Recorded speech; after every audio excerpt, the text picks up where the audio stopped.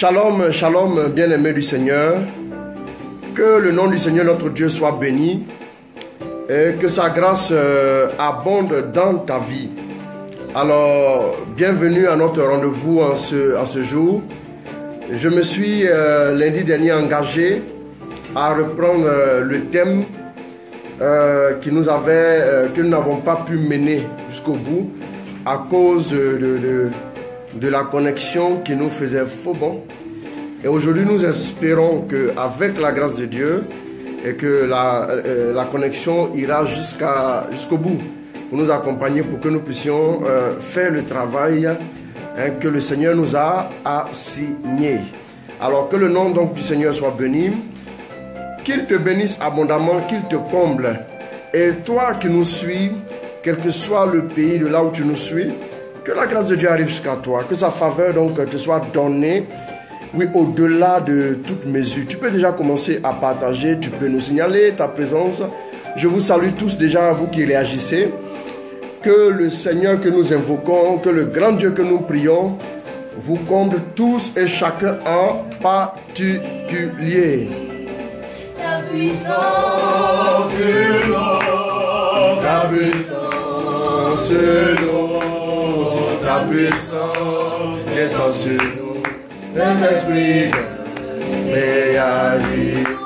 Ton onction sur nous, ton onction sur nous, ton onction descend sur nous. Saint-Esprit, réagis. Nous avons besoin de toi, nous avons besoin de toi, nous avons besoin de toi. Saint-Esprit, réagis. Nous avons besoin de toi, nous avons besoin de toi, nous avons besoin de toi. Saint-Esprit, réagis. Ta puissance sur nous, ta puissance sur nous, ta puissance descend sur nous. Saint-Esprit, réagis. Ton onction sur nous, ton onction sur nous, ton onction descend sur nous. Saint-Esprit, réagis. Nous avons besoin de toi, nous avons besoin de toi, nous avons besoin de toi. Saint-Esprit, réagis. Nous avons besoin de toi, nous avons besoin de toi, nous avons besoin de toi. Saint-Esprit, réagis.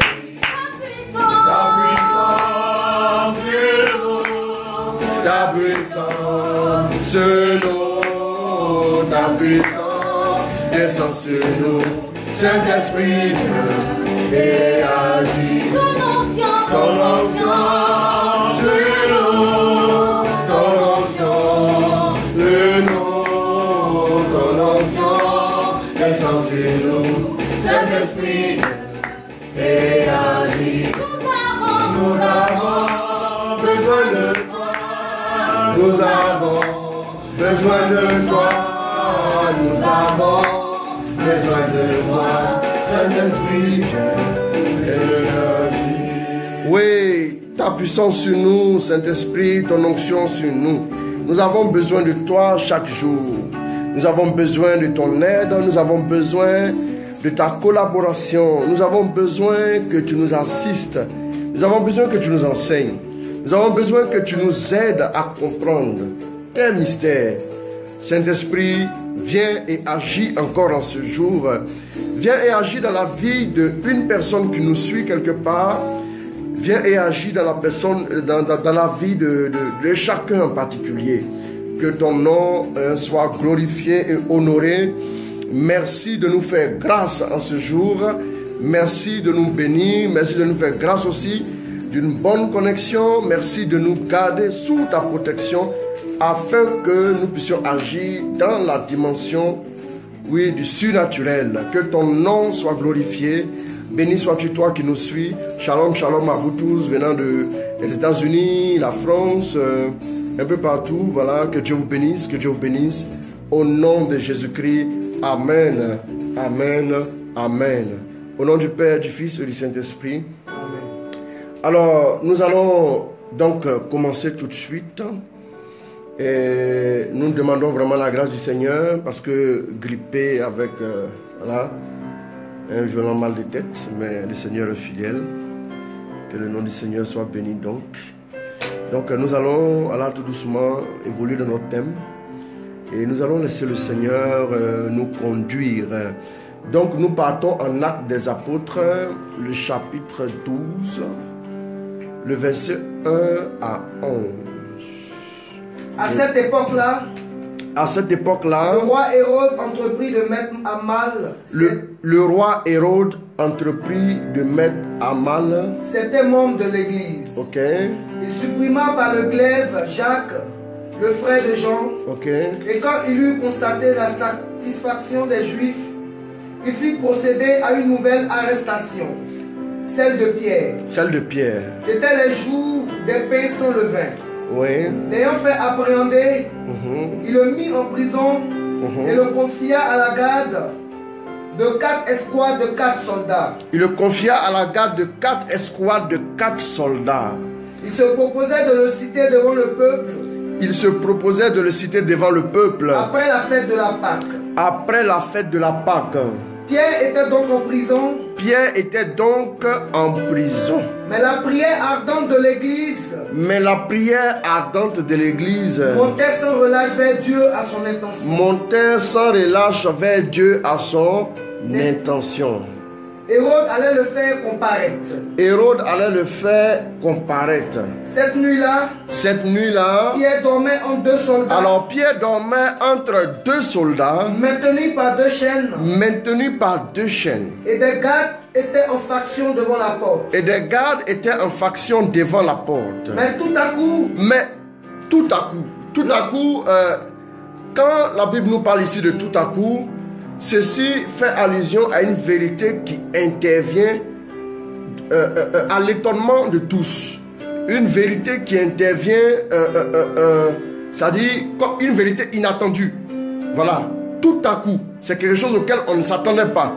C'est une réalité qui entre en vigueur alors qu'on ne s'attendait vraiment pas. Tout à coup.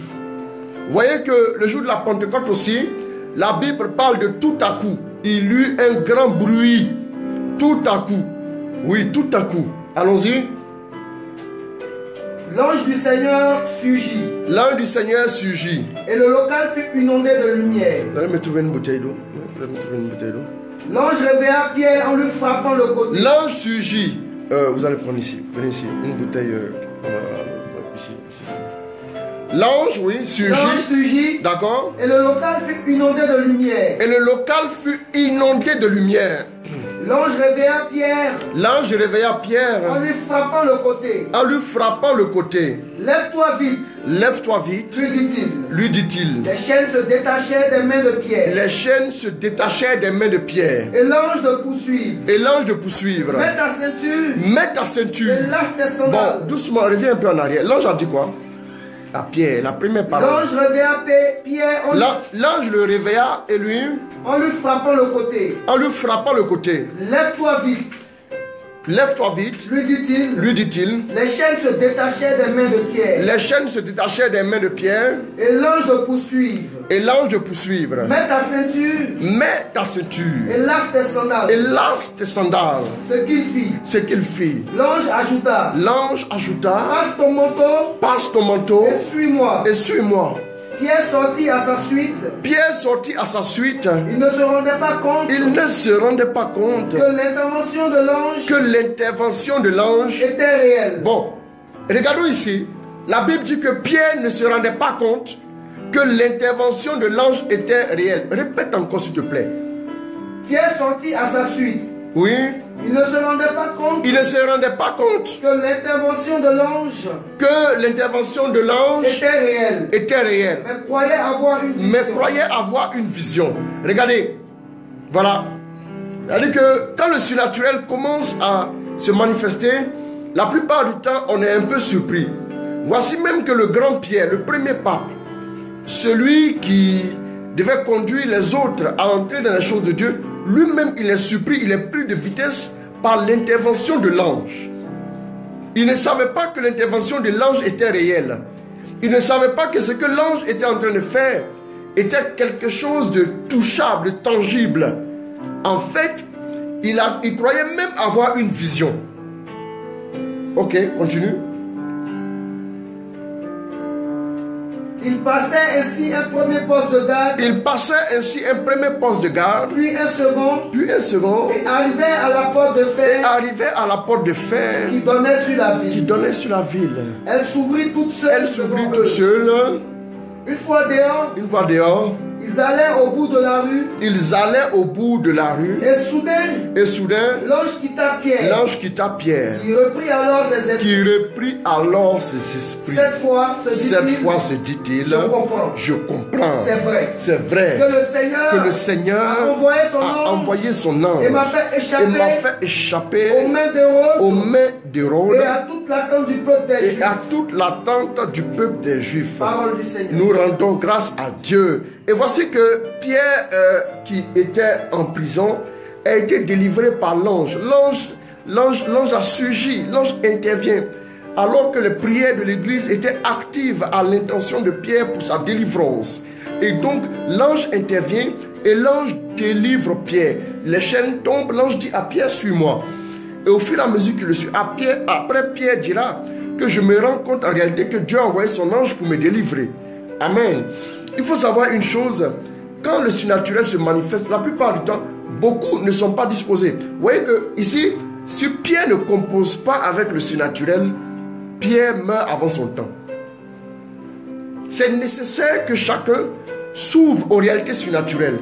Vous devez savoir une chose, le surnaturel, c'est la réalité qui existe au-delà de nos organes de sens.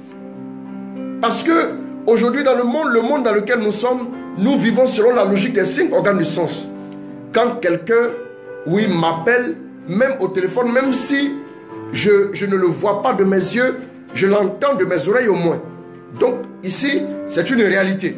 Amen. Les 5 organes de sens sont inclus. Vous voyez que toutes les inventions ont été faites sur la base des 5 organes de sens.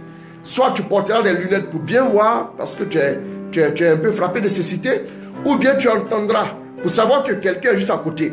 Si tu ne sais pas que quelqu'un est à côté, que tu es aveugle, que tu sois sourd, tu peux au moins sentir sa présence. Il peut te toucher pour juste te dire qu'il est là. Donc nous vivons en fonction des 5 organes de sens. Mais dès l'instant où quelque chose échappe à nos 5 organes de sens, tout de suite, nous voulons le mettre en doute. Nous le mettons en doute. Pourquoi?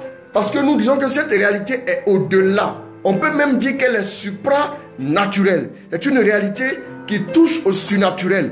Bien-aimé, regardez que dans la réalité surnaturelle, Jésus, en parlant à ses disciples, je le disais déjà lundi dernier, Jésus les a invités plus ou moins à entrer dans la réalité du surnaturel. Un jour, alors qu'il est en train d'échanger avec ses disciples, il dit, vous verrez le ciel ouvert et les anges monter et descendre au-dessus du Fils de l'homme. Oui, Jésus savait qu'il est venu pour une mission sur la terre. S'il voulait juste accomplir cette mission, avec sa tête, avec ses 5 organes de sens, avec sa logique de charpentier, il n'allait jamais pouvoir l'accomplir. Il a eu besoin d'une intervention surnaturelle pour réussir sa mission. Toi aussi, si tu veux réussir une quelconque mission sur la terre, je ne connais pas la mission, je ne connais pas l'entreprise, que tu es en train de faire, mais je sais au moins que si tu ne composes pas avec le surnaturel, tu ne pourras pas arriver à des résultats concluants.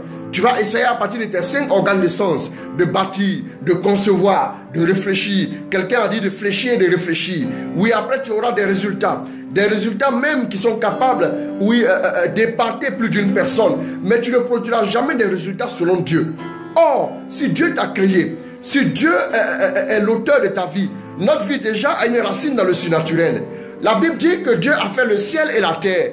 Le ciel, oui, on peut identifier le ciel comme étant le surnaturel. Et ensuite, on peut dire que la terre étant le naturel. Mais Dieu, pour que le naturel se manifeste, c'est le surnaturel qui a dû parler.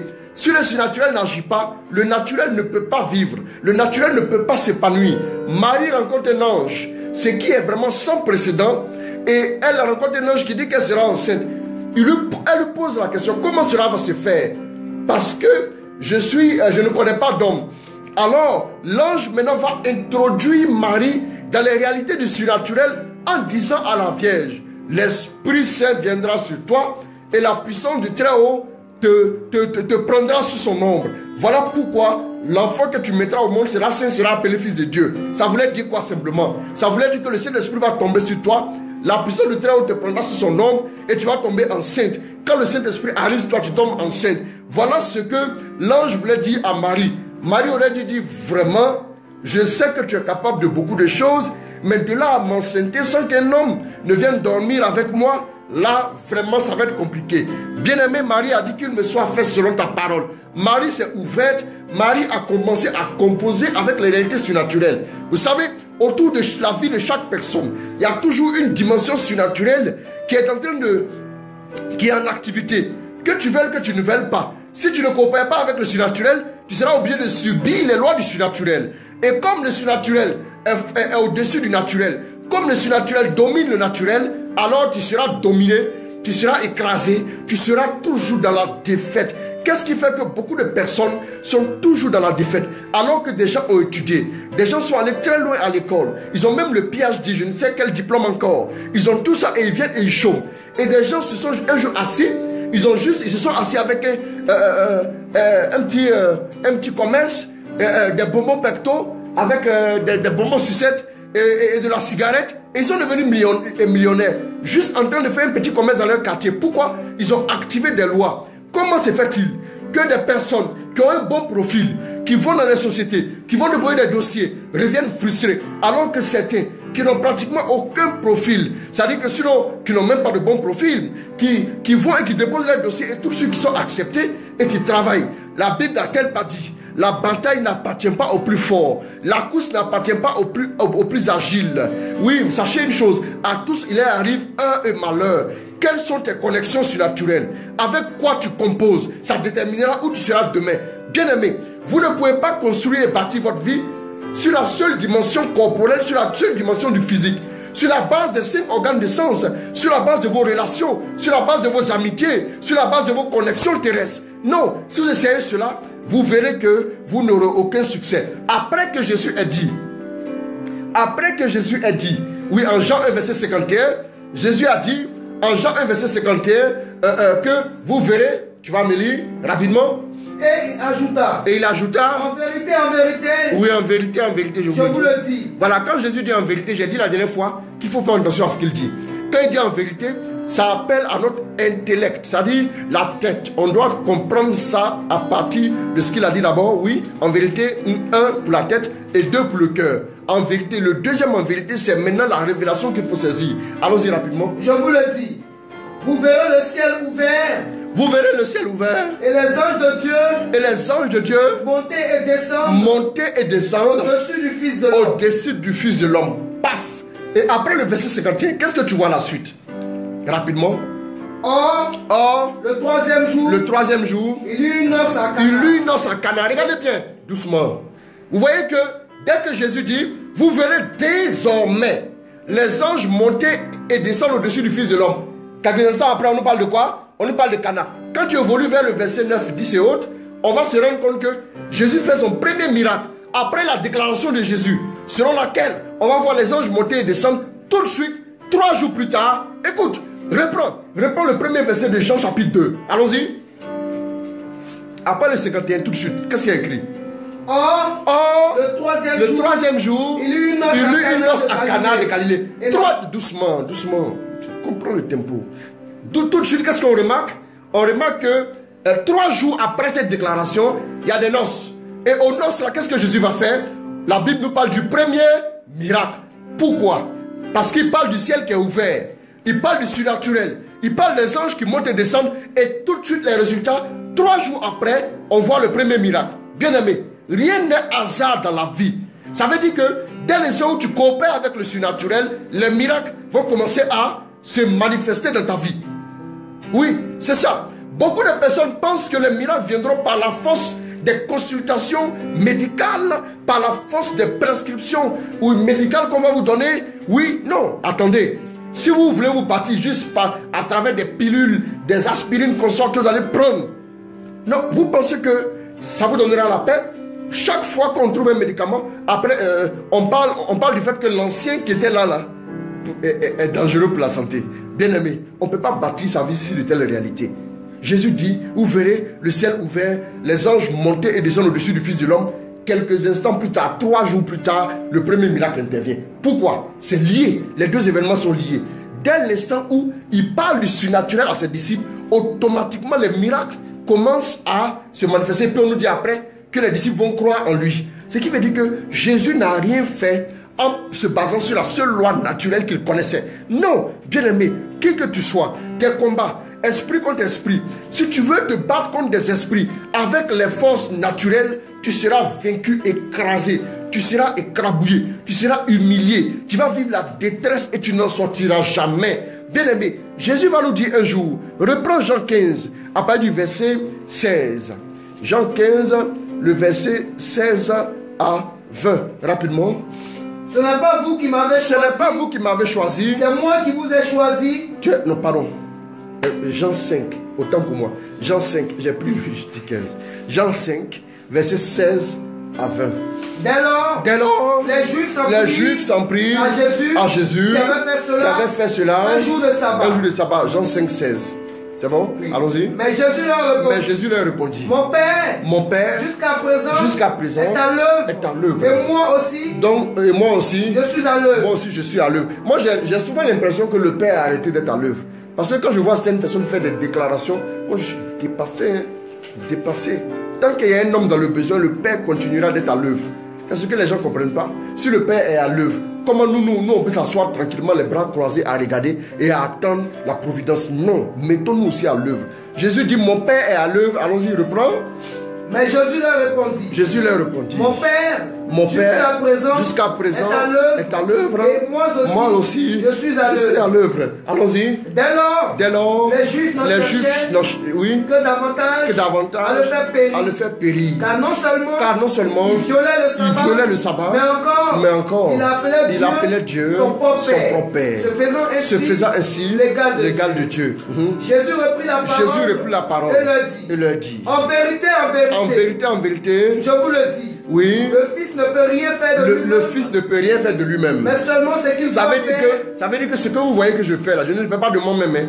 Il y a une force derrière moi qui accomplit. Il y a une force derrière moi qui me donne des instructions.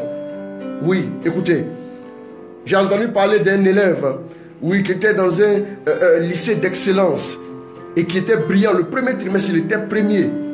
Une moyenne vraiment extraordinaire. Et le deuxième trimestre, il arrive en classe. Quand il est assis, il regarde au tableau, il ne voit rien.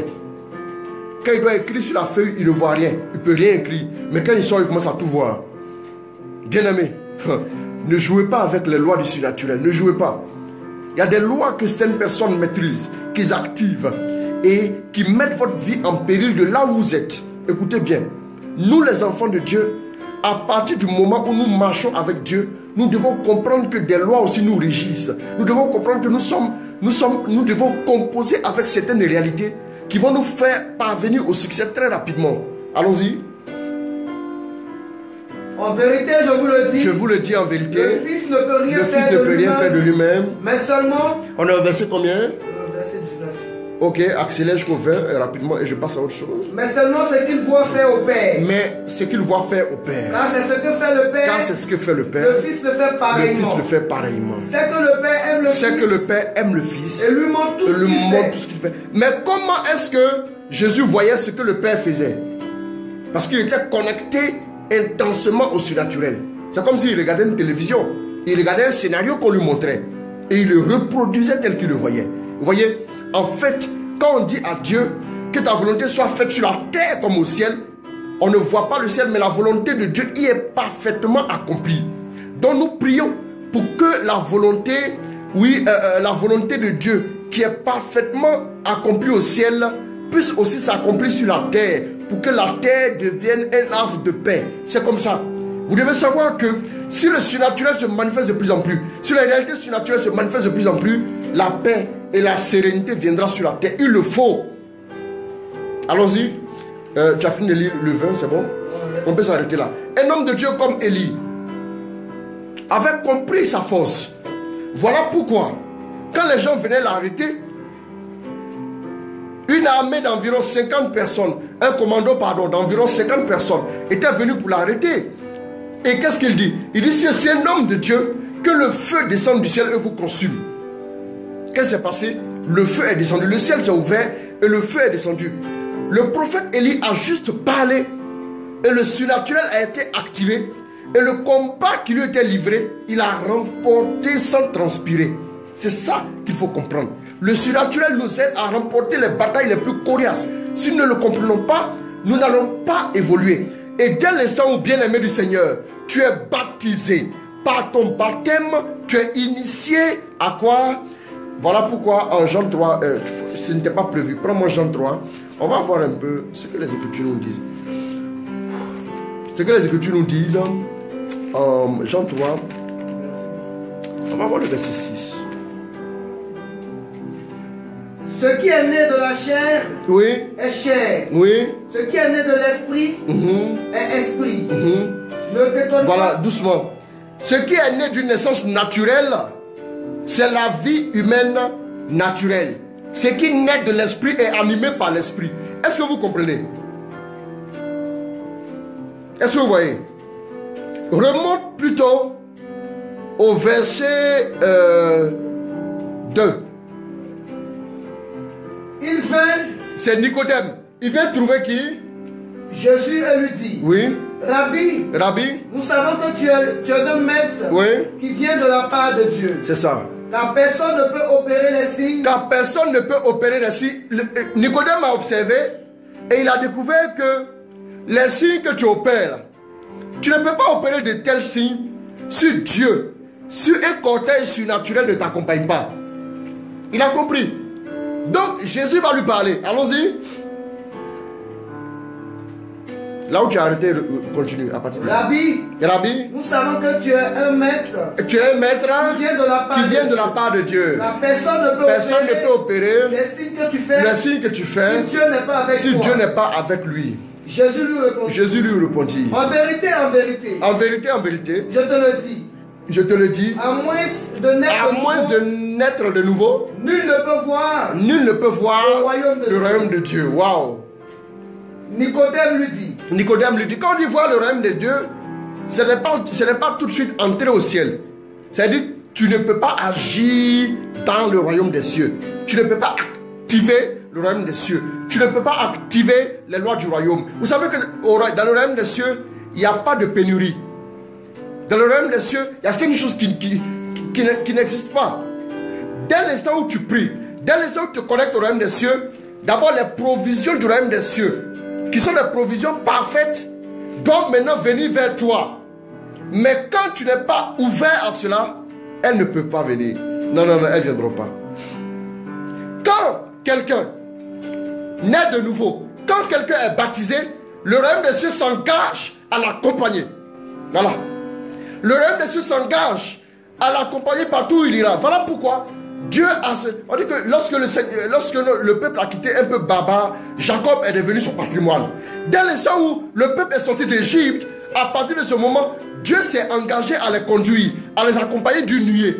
D'une nuée le jour et d'une colonne de feu la nuit, pour les protéger, pour que ce qu'ils ont commencé marche. Il dit, voici, je mets mon ange devant toi. Ma voix et mon nom est invoqué en lui. Il connaît mon nom. Écoute sa voix et tu arriveras à bon port. Bien-aimé, si Dieu ne nous accompagne pas par des provisions, si Dieu ne nous accompagne pas par des anges, s'il ne nous accompagne pas par l'esprit, s'il ne nous accompagne pas avec la communion des saints, on ne peut pas réussir tout ce que nous allons entreprendre sur terre.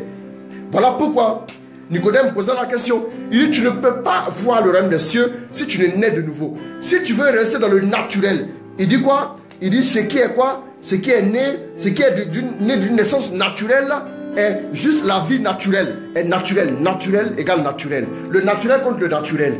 Mais le spirituel maintenant, qui est le monde surnaturel, maintenant lui il va agir pour te permettre d'être inscrit dans le royaume des cieux. Pour être inscrit pour l'éternité. Bien aimé, si vous allez, alors que vous êtes livré à des combats, si vous voulez juste, oui, essayer de... Mais comment?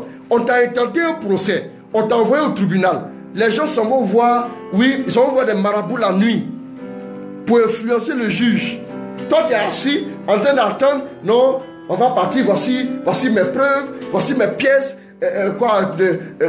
voici mes preuves que j'ai réunies, ainsi de suite.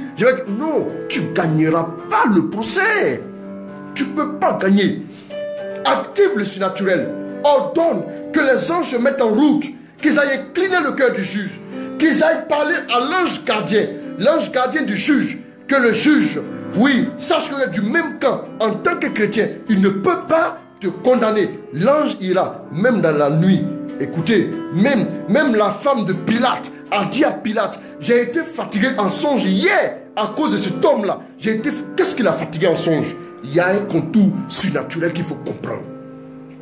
Bien amis, si vous ne vous ouvrez pas à cette réalité, vous allez toujours vivre dans le naturel et vous allez faire les frais du surnaturel. Vous allez subir les lois, vous allez être dominé, vous allez être écrasé. Bien aimé, avant d'effectuer un voyage, tu dois aller en France pour des études, tu dois aller aux États-Unis pour des études. Mais est-ce que tu as d'abord commencé ici à prier? Est-ce que tu as d'abord commencé à te connecter au surnaturel pour que Dieu commence à t'ouvrir les portes, pour que le ciel s'ouvre et que des miracles commencent à se faire de ta vie? Mais tu es juste assis. Vous pensez que prier là, c'est un luxe? Non, c'est une nécessité. Tu n'as pas le droit de rester comme ça. Tu n'as pas le droit de t'asseoir, attendre que tout te tombe. Non, les choses n'arriveront jamais comme ça. Il faut les provoquer, il faut activer des lois, il faut attirer pour que ça arrive. Ah, mes amis, sinon Dieu ne serait pas juste. Il y a des gens qui sont dans la misère, il y a des gens qui sont très riches. Pourquoi? Non, il y a des lois. Bon, il faut nous lire la suite. À moins de naître de nouveau. Rapidement. Nicodème lui dit. Comment un homme pourrait-il naître? Un homme peut-il naître s'il est vieux? Pourrait-il entrer une seconde fois? Bon, regardez Nicodème, il veut comprendre ça avec la tête. Là, il va se casser la tête. Pourrait-il, oui? Pourrait-il entrer une seconde fois? Entrer une seconde fois dans le sein de sa mère et naître? Jésus lui répondit. En vérité, je te le dis. Nul. S'il ne naît d'eau et d'esprit, c'est le baptême, ne peut entrer dans le royaume de Dieu. Ce qui est né de la chair est chair. Ce qui est né de l'esprit est esprit. Bien aimé, par le baptême, nous sommes nés de l'esprit. Tu rentres, tu es initié au monde surnaturel. Bien aimé, quand une femme accouche, elle a fait combien de mois de grossesse avant d'accoucher? 9 mois. 9 mois. 9 mois de grossesse avant d'accoucher. Pendant les 9 mois, l'organisme de l'enfant dans le ventre de sa mère se met en place. Sinon son cœur bat déjà. Mais l'organisme doit se mettre en place. Les poumons, pour plus tard inspirer et expirer. Ainsi de suite. Et qu'est-ce qu'il y a? Le cœur, ainsi de suite. L'appareil digestif, tout ça doit se mettre en place. Et quand l'enfant vient au monde, s'il n'est pas capable de respirer, il ne peut pas vivre dans notre monde.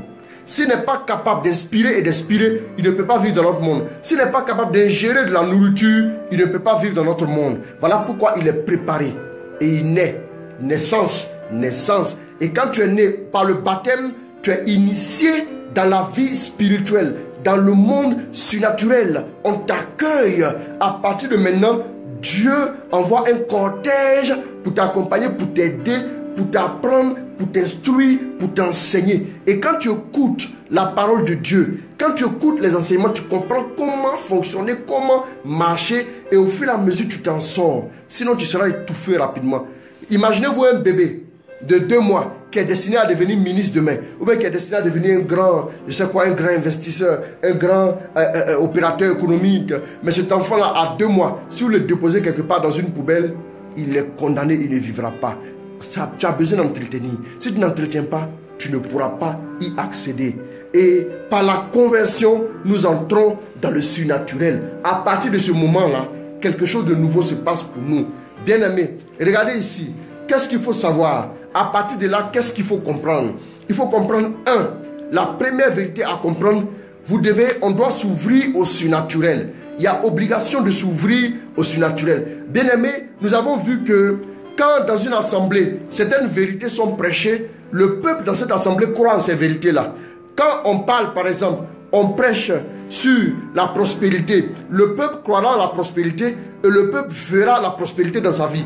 Quand dans une assemblée, on prêche les miracles, le peuple croira en les miracles et il va voir les miracles. Quand on parle des anges dans une assemblée, le peuple au fur et à mesure commence à croire dans la présence des anges et dans la collaboration des anges. Et au fur et à mesure, il commence à sentir les anges intervenir dans leur vie. Bien aimé, écoutez-moi bien. Vous devez savoir que on doit s'ouvrir aux réalités surnaturelles. J'ai l'impression quand j'ouvre les actes des apôtres, de acte 1 jusqu'à acte 28, on voit qu'on est dans le surnaturel de A jusqu'à Z. Et vous voyez qu'en acte 16, alors que Paul et Silas ont été arrêtés, ils ont été jetés en prison, qu'est-ce qu'ils ont fait? Ils ont commencé à activer les lois du surnaturel en faisant quoi? Qu'est-ce qu'ils ont fait? Oui, acte 16, on n'avait pas préparé ce acte 16, et regarde bien là-bas.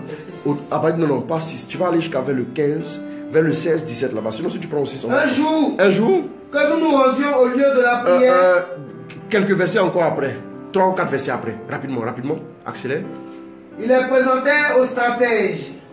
Ces hommes, dit-il, jettent le trouble dans notre ville. Allons-y un peu, quelques versets, deux ou trois versets rapidement. Rapidement. Aux environs de minuit. Paul et Silas. On a le verset combien? 25. Aux environs de minuit, Paul et Silas. En prière. Chantaient les louanges de Dieu. Et les autres prisonniers. En priant, en chantant, je donnerai 3 petites choses pour activer le surnaturel dans ta vie. En priant, en chantant, oui, les autres prisonniers faisaient quoi? Les écoutaient. Tout d'un coup, vous voyez que quand le surnaturel intervient, c'est brusquement. Il ne prévient même pas, il boue, il dit, aïe. Bien aimé, j'aimerais que dans tes activités qui sont au point mort, que le surnaturel tout d'un coup intervienne. Et que la gloire de Dieu se manifeste pour toi. Et que les choses changent d'une façon extraordinaire, du simple à l'extraordinaire. Oui, tout d'un coup. Non, j'aime bien tout d'un coup. J'aime ça. Parce que beaucoup de personnes disent, comment Dieu tu vas faire? Beaucoup de personnes aiment attendre, voir Dieu venir. Non, tout d'un coup. Répète tout d'un coup. Tout d'un coup, il y eut un tremblement de terre. Il faisait quoi? Il revient un peu. Aux environs de minuit. Paul et Silas. En prière. Chantaient les louanges de Dieu. Et les autres prisonniers les écoutaient. Tout d'un coup, il y eut un tremblement de terre. Si violent. Que les fondations du bâtiment en furent ébranlées. Toutes les portes s'ouvrirent à l'instant même. Et les entraves de tous les prisonniers sautèrent. Bam! Oui, allons-y. Tiré de son sommeil. Le geôlier vit les portes. De la prison ouverte. Pensant que les prisonniers ils n'ont pas fait prison break. Allons-y. Il saisit son épée. Et allait se supprimer. Mais Paul lui cria d'une voix forte. Ne fais rien de funeste pour toi. Nous sommes tous là. Le geôlier demanda de la lumière. Se précipita à l'intérieur. Et tout tremblant, il se jeta aux pieds de Paul et de Silas. Oui. Les ayant fait sortir, il leur dit, messieurs, que dois-je faire pour être sauvé? Regardez, le surnaturel étant activé tout de suite, d'abord tous les prisonniers qui étaient dans le coin ont été délivrés. En vertu de quelle loi humaine c'est possible? Non, tous les prisonniers ont été délivrés. Et ensuite, qu'est-ce qui se passe? Cet homme-là observe, tellement le surnaturel est intervenu glorieusement, au point que son cœur même a été brisé, tout ce qui était incrédulité a été brisé. Automatiquement, il demande, moi aussi, comment je peux faire pour être sauvé? Bien aimé. Il lui répondit, crois au Seigneur Jésus et tu seras sauvé. Toi et ta maison. Il annonçait alors la parole du Seigneur à lui et à tous ceux qui les aiment. Pendant que Paul et Silas priaient et ils chantaient les louanges de Dieu, qu'est-ce qui s'est passé? Les anges ont commencé à se mouvoir. Bien-aimés de Dieu, quand tu es dans les épreuves, tu es dans les entraves, tu vis des blocages, quand tu prends le vêtement de la tristesse et tu es assis, tête baissée, le surnaturel n'interviendra pas pour toi. Il faut activer le surnaturel. Ouvre-toi à la coopération. Parce que ce qui fait que beaucoup de chrétiens ne voient pas les anges intervenir, ne voient pas l'esprit agir, ne voient pas les forces envoyées par Dieu intervenir, c'est tout simplement parce qu'ils ne sont pas ouverts à cela. Paul comprenait, vers minuit ils ont commencé à louer Dieu. Parce qu'ils savaient qu'on n'a même pas besoin de commencer à faire de prières. On loue seulement notre Dieu, on le prie, on le célèbre. On n'a pas besoin de pleurer. Bien-aimé, l'heure n'est plus aux pleurs. Mais il est temps que par ta prière, tu mettes en mouvement les anges. Tu mettes en mouvement le cortège divin pour que tout ce qui te retient puisse être fracassé. Ça, c'est quelque chose que les chrétiens doivent comprendre. Vous savez, pourquoi est-ce qu'on ne voit plus de miracles? Je vais vous dire une chose. C'est parce que pendant longtemps, les gens, quand on a étudié un peu la patristique, vous voyez que les pères de l'église, ils étaient ouverts à toutes sortes de manifestations. Il y a un père même qui a dit un jour à une femme qui avait un cancer, qui lui a dit, écoute, le néophyte là, dès après son baptême, au moment où ils seront alignés en train de passer, laisse-les t'imposer les mains. Laisse un seul t'imposer les mains. Avec ton cancer, tu seras guéri. Regardez. Parce que la préparation au baptême était très très rigoureuse. Donc le néophyte vivait cette expérience-là. Il vivait profondément l'expérience au point que quand il était baptisé, il y avait une onction sur sa vie. Le surnaturel était autour de lui. Au point que les baptisés sont arrivés. Lorsqu'ils sont rentrés dans l'église, qu'est-ce qui s'est passé? Elle est venue se mettre au premier rang. En passant, elle s'est mise à genoux devant un des baptisés. Et qu'est-ce qui s'est passé? Et tout de suite, son cancer a été détruit. Elle a été guérie. Quelqu'un qui a juste été baptisé. Tu ne sais pas que par ton baptême là, il y a un cortège que Dieu a envoyé pour t'accompagner. Ce cortège doit te délivrer. Ce cortège doit te mettre en sécurité. Quand il y a la difficulté, il est censé te ramener sain et sauf. Parce que tu es un adorateur. Parce que tu es une personne qui a du prix aux yeux de Dieu. Mais si tu ne coopères pas, ça ne peut pas marcher. Vous savez, il faut que vous compreniez une chose. Les lois surnaturelles, elles sont réelles. Même si vous ne comprenez pas, même si vous n'êtes pas ouvert à cela, vous serez obligé de les subir. Pourquoi? Parce que quand vous les activez, automatiquement, la gloire de Dieu intervient pour vous. C'est parce qu'on ne voit plus de miracles. On ne voit plus de miracles, pardon, parce que tout simplement, on n'en parle plus, on ne prêche plus. La première chose qui relâche le surnaturel, c'est la parole de Dieu. Quand la parole de Dieu est prêchée, quand la parole de Dieu est annoncée, le surnaturel automatiquement est relâché au milieu de nous. Bien aimé, si on commence à prêcher certaines réalités, vous allez voir que les gens vont commencer à les vivre. Parce que Jésus avait préparé les apôtres. Il avait commencé à expliquer. Pierre pensait que lui pouvait décider. Regardez un peu ce que Pierre dit un jour à Jésus. Il dit à Jésus, oui, mais même si tout le monde t'abandonnait, moi j'allais rester avec toi. Mais pendant que les gens sont arrivés au jardin des Oliviers, tu as fini de dormir, tu te lèves, maintenant, puis qu'est-ce que tu fais? Tu prends une épée, tu coupes l'oreille de quelqu'un. Jésus te dit, range-moi cette épée-là. Tu penses que je ne suis pas capable d'invoquer mon Père pour qu'il mette à ma disposition 12 légions d'anges pour me défendre? Bien-aimé, vous ne pensez pas? En fait, Pierre pensait que la défense de Jésus, c'était lui, Pierre, Thomas, Jacques, Jean, quoi, ainsi de suite. Non. Vous devez savoir une chose. Vous devez savoir en réalité que quand vous êtes dans un combat, la première intervention que vous devez recevoir, elle est d'abord surnaturelle. Vous ne savez pas ça. J'ai posé un jour la question alors que je prêchais quelque part. Quand votre enfant est malade, quel est votre premier réflexe? On va à l'hôpital. Ah! Vous allez d'abord à l'hôpital? Vous ne priez pas d'abord? Non, mais je suis souvent sidéré devant l'attitude de certains chrétiens. Non, bien aimé. Tout ce qui se passe, j'aime un homme de Dieu qui a dit qu'on l'a appelé pour lui dire sa fille est morte. D'abord, même avant que sa fille ne décède, on l'a appelé pour lui dire que sa femme est morte. Il a quitté le bureau, il est arrivé. Et quand il est arrivé, l'esprit, il dit, s'il avait commencé à crier, oh Saint-Esprit, ce n'est pas le moment de m'abandonner. Elle l'allait, non, ça n'allait pas marcher. Qu'est-ce qu'il a fait? Il s'est d'abord assis. Il a dit à Dieu, je veux le réma. Je veux le réma. C'est vrai que ta parole a parlé. Mais je veux saisir quelque chose à l'instant. Qui va faire quoi? Qui va agir pour moi maintenant. D'accord, la parole, c'est la parole logos de façon générale. Logos de façon générale. Mais il faut le réma. À l'instant, qu'est-ce que tu dis? Parce qu'il sait que quand la parole de Dieu est relâchée, quand le réma est relâché, automatiquement il y a un bouleversement dans le spirituel. Et quand le spirituel a relâché ta bénédiction, le naturel est obligé d'obéir. Pourquoi? Quand Jésus marche sur les eaux, qu'est-ce qu'on voit? les hommes se mettent tout de suite à genoux en train de l'adorer. Waouh, c'est qui celui-là? Quand Jésus parle aux eaux, qu'est-ce qui se passe? Jésus a travaillé avec le surnaturel. Au point que même quand la tempête est déchaînée, les disciples sont en train de se plaindre, de se lamenter sur le point de mourir. Jésus fait quoi? Il élève la voix, il parle, il menace. Pourquoi? Parce qu'il connaît les lois. Quand il a parlé, qu'est-ce qui s'est passé? La tempête s'est apaisée. Quand la parole est prêchée, quand la parole est saisie, quand le réma se manifeste, automatiquement, quelque chose se passe. Bien aimé. Et il est resté, le corps de sa femme était quelque part. À quelques 20 mètres, 30 mètres de là, il s'est assis calmement dans un endroit. Il dit, laissez-moi tranquille, laissez-moi seul. Il ne s'est pas mis à pleurer, à se lamenter. Et il a commencé à méditer la parole de Dieu.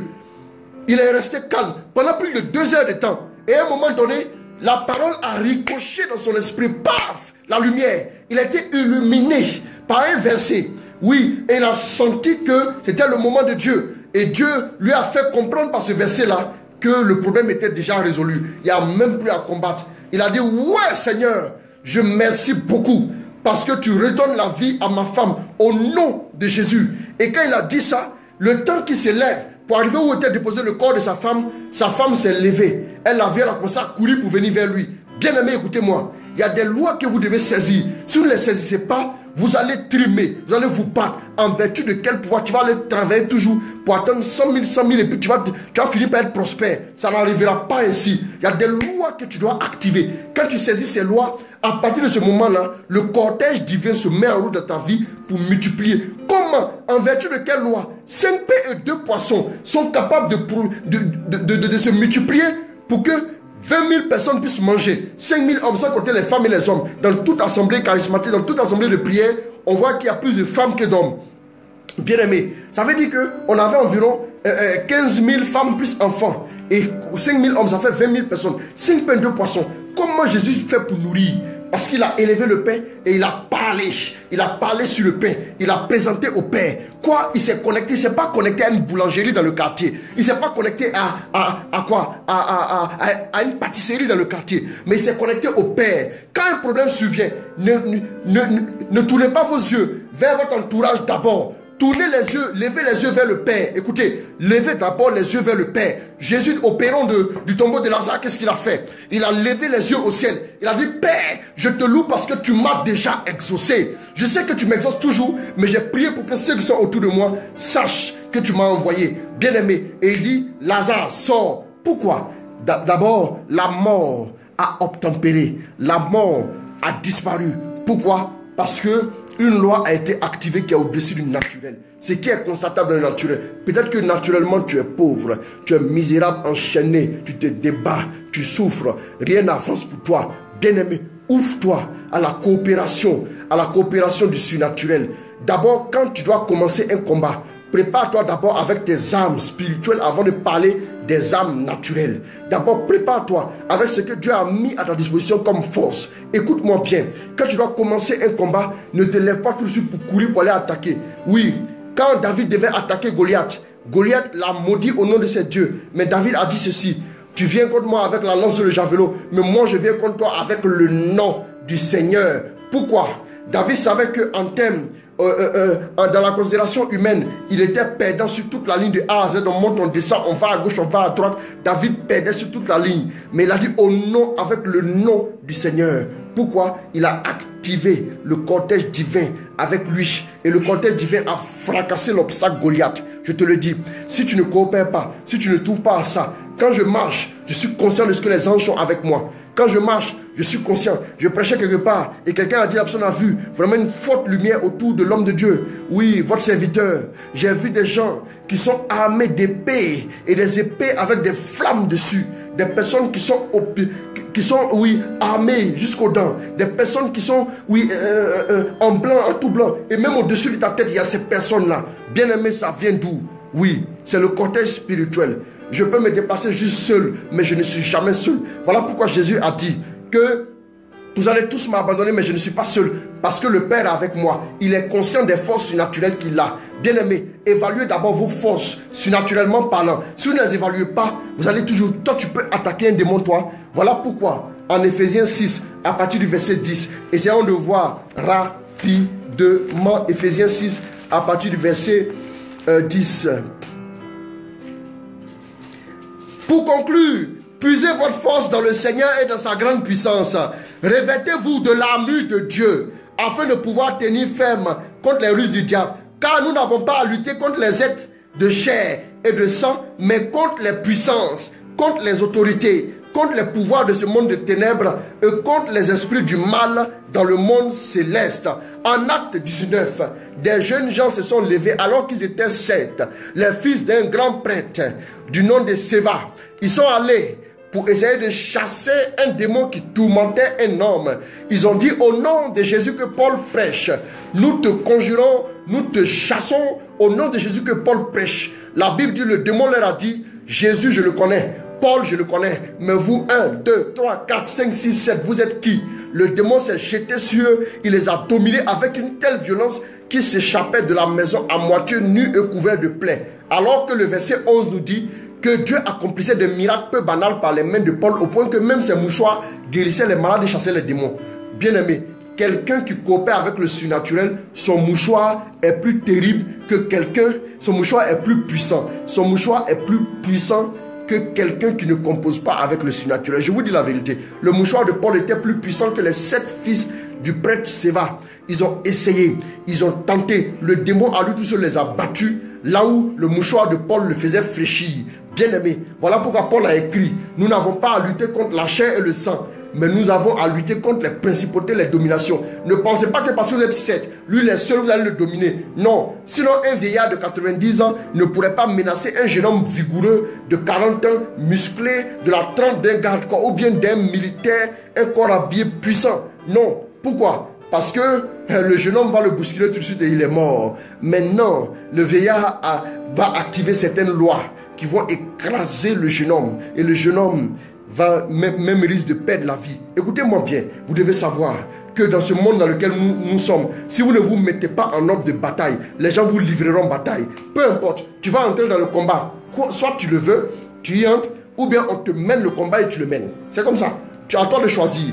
Il faut que tu actives les lois. Oui, il dit, Paul termine en disant, Ephésiens 6 toujours, reprend Ephésiens 6, le verset 10, reprend. Paul dit quoi? Pour finir, armez-vous de force dans le Seigneur. C'est-à-dire que pour finir là, saisissez ce qui est en Dieu. Si toi tu penses que tes finances, ton compte en banque là peut faire ton avenir, non. Si tu n'invites pas les anges aussi à visiter tes finances, si tu n'invites pas tes anges à multiplier tes finances, à faire tes finances, à faire proliférer tes finances, tu n'avanceras pas. La loi de la multiplication. Il va te dire, le Seigneur te dira pour activer par exemple mon intervention de tes finances, fais des offrandes, ou bien paye ta dîme, ou bien ainsi de suite. Et tu vas activer ainsi, oui, les lois de Dieu dans tes finances. C'est comme ça que ça va marcher. Si tu ne le fais pas, tes finances ne seront pas prises en charge. Comment activer?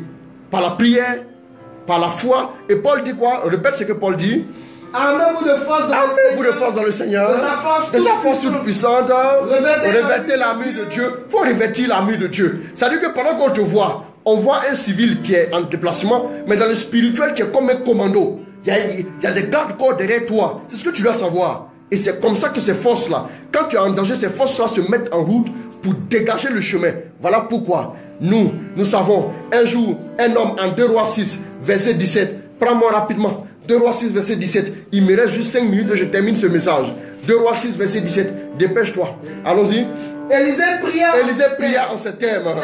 Seigneur, ouvre-lui les yeux et qu'il voit. Alors, doucement, qu'est-ce qui s'est passé? Le roi de Syrie s'est levé et il a tenu un conseil. Il dit, je vais attaquer Israël. Alors que tout ce qu'il a dit ici, le prophète Élisée a vu dans le surnaturel. Et il a dit au roi, passe par ici, passe par là. Voilà ce qu'ils veulent faire. Et donc, ils ont été battus. Il dit, mais qu'est-ce qui se passe? On a une taupe parmi nous. On a une traite. Et quelqu'un a dit, non, c'est même pas la peine de chercher. Il y a un homme de Dieu là-bas qu'on appelle Élisée. Lui, alors que toi, tu es couché dans ta chambre. Tout ce que tu dis dans ta chambre, Élisée est capable de répéter ça à leur roi. Il est capable d'entendre tout. Bien aimé, écoutez. Il dit, hein? C'est comme ça? Donc, envoyé, il a pris une armée, je ne sais pas, 3000, 4000 personnes. Il dit, allez me l'arrêter, ramenez-le-moi ici, rapidement. On va voir maintenant. Et le serviteur d'Élisée se lève matin et il voit la montagne est remplie de personnes. Oui, on remonte un peu plus haut, avant le verset 6.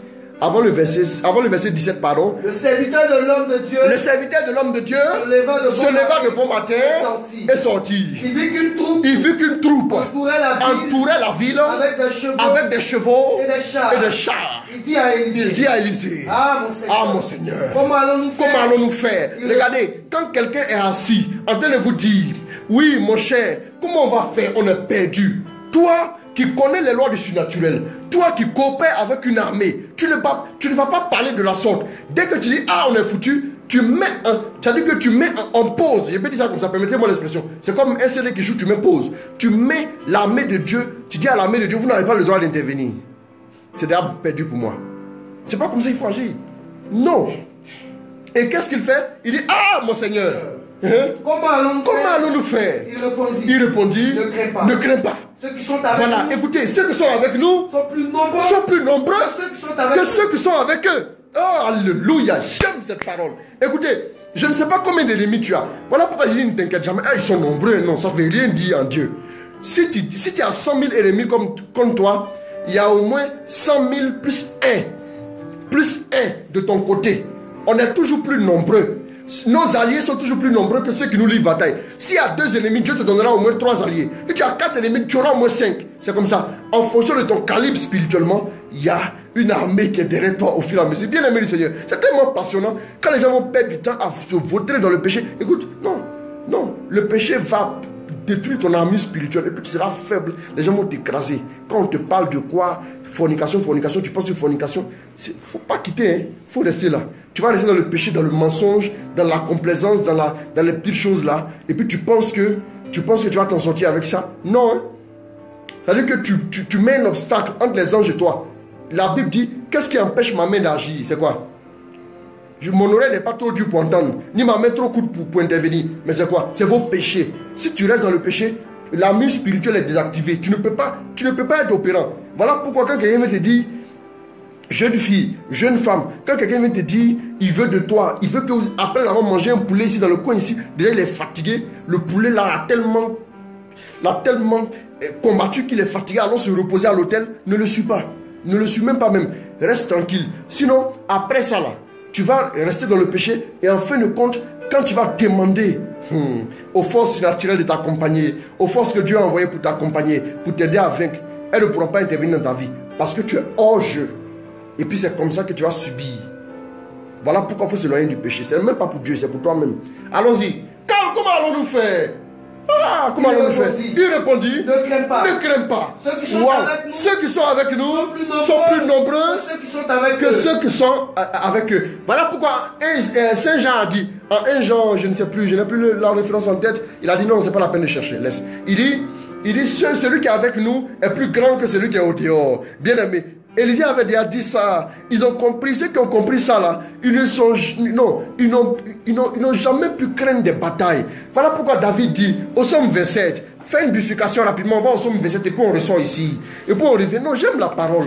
J'aime la parole. J'aime la parole. Psaume 27, il dit, oui, l'Éternel est ma lumière et mon salut. De qui aurais-je crainte? De qui aurais-je crainte? L'Éternel protège ma vie, de qui aurais-je peur? Que les méchants s'avancent contre moi, voulant me détruire. Ce sont eux mes ennemis, mes oppresseurs, qui perdent pied et tombent. Qu'une armée vienne m'assiéger, mon cœur reste sans crainte. Que l'on me déclare la guerre, je suis plein d'assurance. Oh, David a compris. David avait vraiment compris. Bien aimé. Allons-y avec 2 rois. Il dit, sois sans crainte. Qu'est-ce qui se passe? Allons-y rapidement. Élisée priait en ces termes. Élisée priait en ces termes. Seigneur, ouvre-lui les yeux et qu'il voit. Le Seigneur ouvrit les yeux du serviteur. Le Seigneur ouvrit les yeux du serviteur. Oui. Il vit que la montagne était pleine de chevaux et de chars de feu qui entouraient Élisée.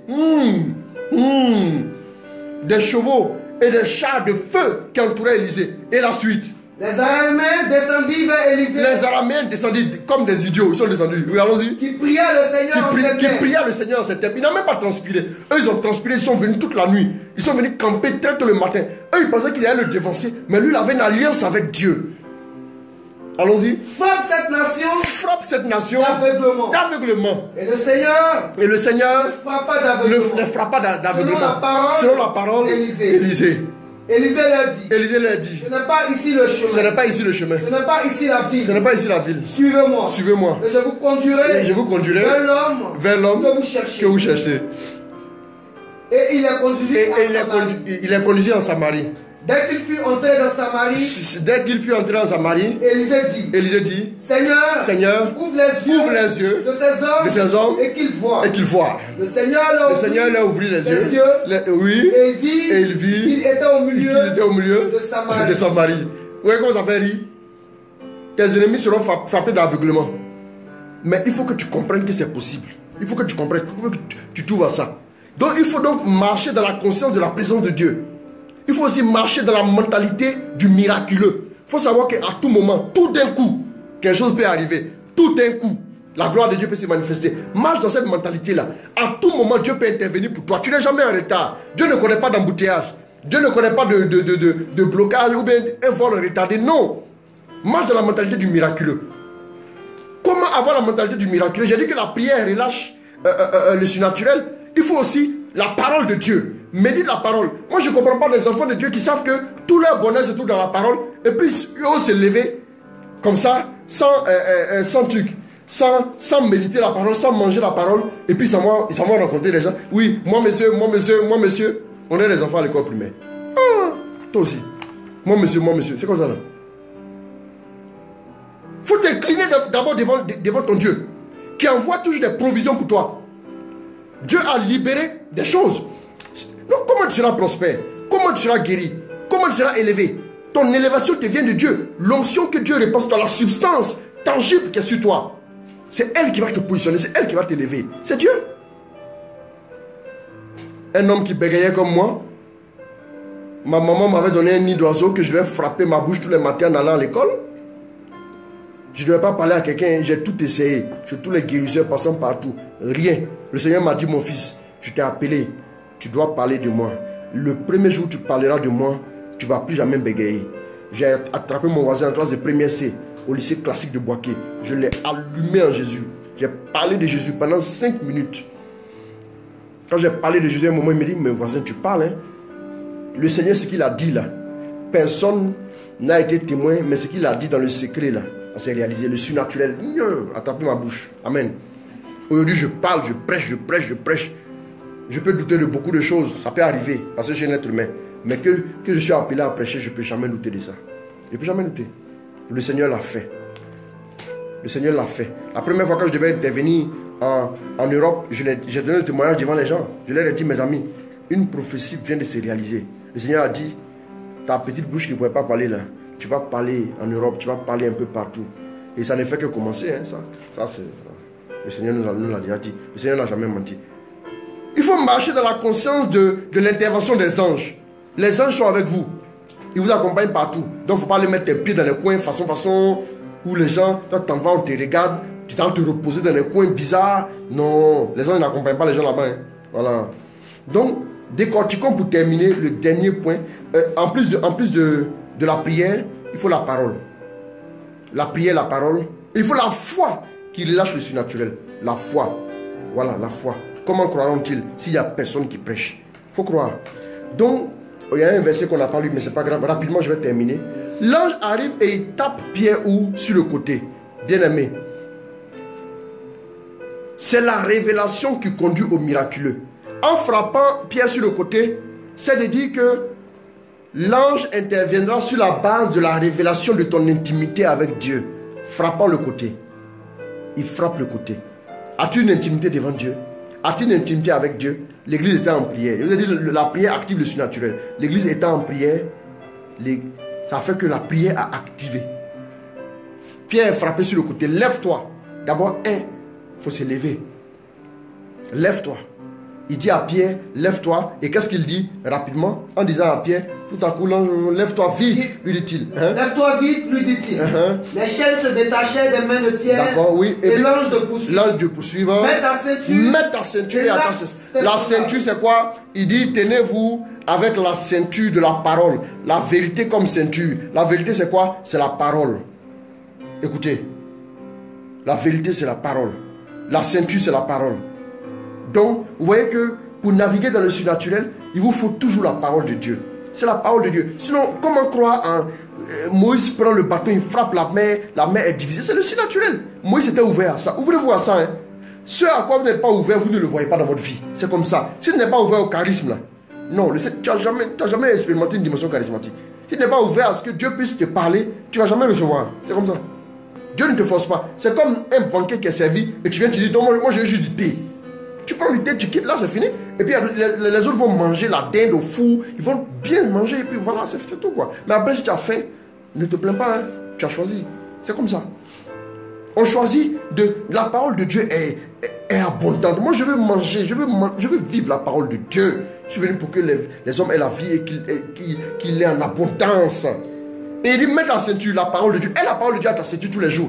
Dites-moi, bien-aimé du Seigneur, parmi vous là, qui sort de sa maison, femme comme homme, sans mettre une ceinture? Si tu es une femme, même si tu n'as pas de ceinture, tu peux porter quelque chose, une robe. C'est aussi une ceinture. Comme une jupe, je ne sais quoi. Un homme, un pantalon, tu mets ta ceinture. Mais pourquoi vous sortez de votre maison sans la ceinture spirituelle qui est la parole de Dieu? Quelqu'un a chanté dans ce pays, comment il a chanté? Il dit, ah, ton cul est dehors, excusez-moi de l'expression. C'est pas ça? C'est pas ce qu'il a chanté? C'est ce qu'il a chanté, donc voilà. Pourquoi? Ta ceinture est tombée, excusez-moi. Il s'échappait de la maison, ceux que le démon a frappé, il s'échappait de la maison à moitié nu et couvert de plaies. Parce qu'il n'avait pas la vérité comme ceinture. Si tu n'as pas de ceinture spirituellement, la parole là, ils vont t'humilier. Ils vont faire baisser ton pantalon en public. Ils vont faire baisser ton pantalon en public. Et c'est là humilié comme ça. Tu vas connaître. Voilà pourquoi beaucoup sont tendus, humiliés partout. Tu es un père de famille pour t'humilier comme ça. C'est dû à quoi? Il faut l'attacher ta ceinture. Attache ta ceinture spirituellement. Allons-y. Et puis il dit quoi encore? Et lasse tes sandales. Lasse tes sandales. Les sandales, celui qui n'avait pas les sandales, les esclaves, dans leur tradition, généralement les esclaves n'avaient pas de sandales. Donc, quand tu portes des sandales, ça veut dire que tu es délivré de l'esclavage. Ça veut dire que tu as maintenant la dignité de fils. Tu n'es plus esclave, tu es fils. Pour naviguer dans le surnaturel, il faut devenir fils de Dieu par ton baptême. Et en étant dirigé par l'esprit. Parce que la Bible dit, seuls ceux qui sont conduits par l'esprit sont fils de Dieu. Si tu es fils, à partir de ce moment, tu peux voyager et évoluer et être guidé par le surnaturel. Ensuite, il dit quoi? L'ange ajouta. Passe ton manteau. Et suis-moi. Voilà, le manteau, c'est l'autorité de Dieu, l'onction de Dieu, la couverture que nous avons. Voilà, c'est important. Mais allons, il dit, maintenant allons sur le verset 9 rapidement, accélère, je vais terminer. Pierre sortit à sa suite. Il ne se rendait pas compte que l'intervention de l'ange était réelle. Mais croyait avoir une vision. Il passait ainsi un premier poste. Le premier poste de garde, c'est, oui, un premier, allons-y. Puis un second. Et arrivé à la porte de fer qui donnait sur la ville. Elle s'ouvrit toute seule devant eux. On est tridimensionnel. L'ange est chargé de te mener, quoi? Pour que tu vives dans le spirituel. D'abord, le premier poste, c'est le corps. Le deuxième poste, c'est l'âme. Et le troisième, maintenant, qui donne maintenant sur la ville, qui donne maintenant sur l'abondance, qui donne sur la cité de Dieu, qui donne sur le surnaturel, c'est le spirituel. Et au niveau de notre esprit. Si tu n'es pas en esprit, si tu restes au premier poste, tu ne peux pas jouir de cela. Non, il faut que tu ailles en esprit. Les vrais adorateurs adoreront le Père en esprit et en vérité. À partir de ce moment, quand c'est pas ça, il s'ouvrit toute seule devant eux. Oui. Une fois dehors, il allait au bout de la rue. Et soudain, l'ange quitta Pierre. Il reprit alors ses esprits. Cette fois, je comprends. Voilà, tu peux maintenant jouir des choses. Tu peux maintenant comprendre. Quand tu es en esprit. Si tu n'es pas en esprit, c'est-à-dire dans la troisième dimension dont on parle ici, tu ne vas pas saisir. À partir de ce moment-là, tu peux maintenant jouir des bénédictions que le Seigneur a préparées pour toi. Bien-aimé du Seigneur, il ne faut pas que tu limites ta vie aux seules contingences humaines auxquelles tu es confronté. Ce n'est pas parce qu'aujourd'hui tu es endetté que tu vas définitivement croire que ta vie est misérable. Tu sais, quand Dieu t'a créé, là, il a une vision de ta vie. Cette vision-là, c'est le surnaturel qui doit t'aider à l'accomplir. La vision que Dieu a de ta vie, c'est la vision excellente, le projet parfait qu'il a pour toi. Dieu ne voit pas une petite fille brisée. Dieu ne voit pas une femme jetée dehors par son mari, une femme qui a juste fait des enfants. Dieu ne voit pas juste une personne qui doit lutter le woro matin pour aller au travail. Dieu voit une grande femme d'affaires. Dieu voit une grande femme de Dieu.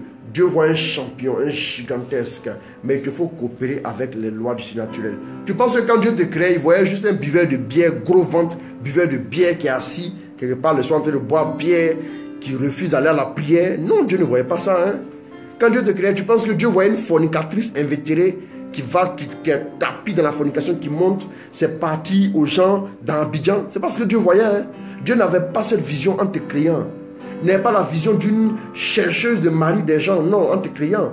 Dieu n'avait pas la vision d'un escroc, un voleur invétéré en te créant, non. Tu penses que tu vas voler et puis tu vas devenir prospère demain? Tu penses que tu as fait le mariage et Dieu a bien... Dieu voyait quelqu'un qui allait vivre dans la fornication, en concubinage? Non. C'est parce que Dieu voyait en te criant. Seigneur, je veux m'ajuster sur ta parole.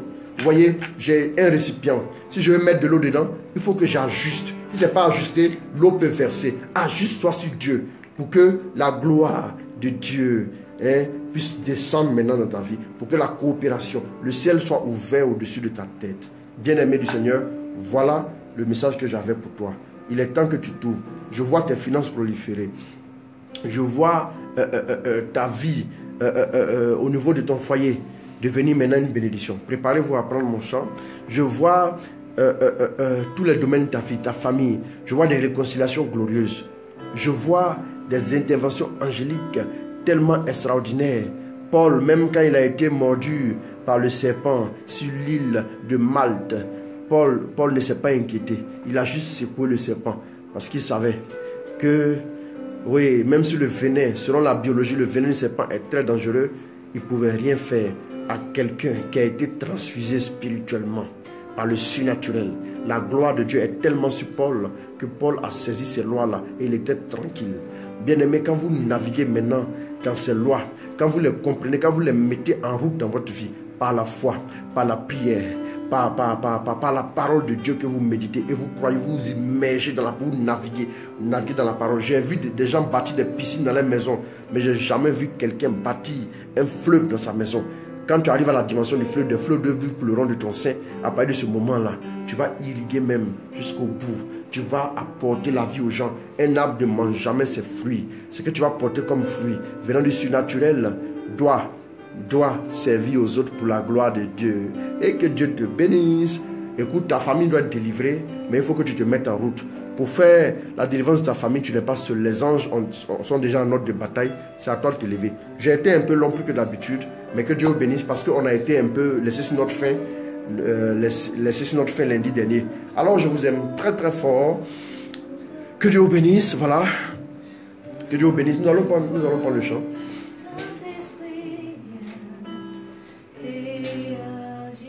Rapidement. Ta puissance, Seigneur, ta puissance, Seigneur, ta puissance, descend sur nous, Saint-Esprit, et agis. Ta puissance, Seigneur, ta puissance, Seigneur, ta puissance, descend sur nous, Saint-Esprit, et agis.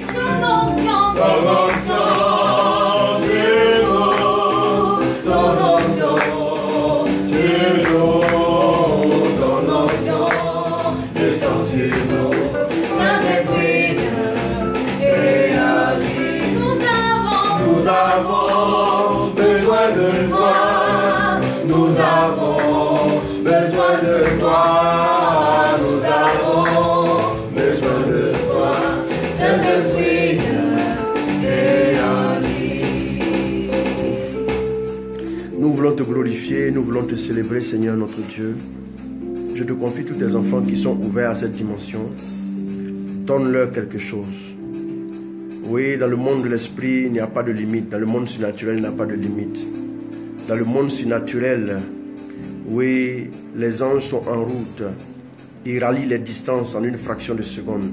Je prie que ta grâce visite tous ceux qui sont aux États-Unis, ceux qui sont au Sénégal, ceux qui sont en France, ceux qui sont en Afrique, en Côte d'Ivoire, un peu partout dans le monde, en Belgique, en Espagne. Soyez visités au nom de Jésus. Préparez-vous. beaucoup seront surpris par les anges.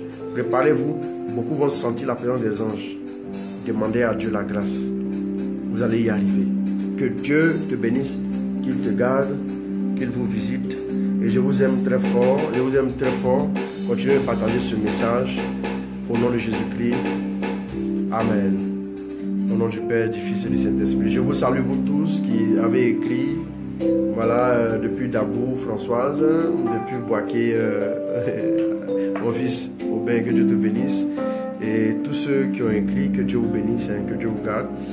Je me confie aussi à vos prières, que Dieu vous garde dans le nom de Jésus. Amen, amen, amen, amen, amen, amen.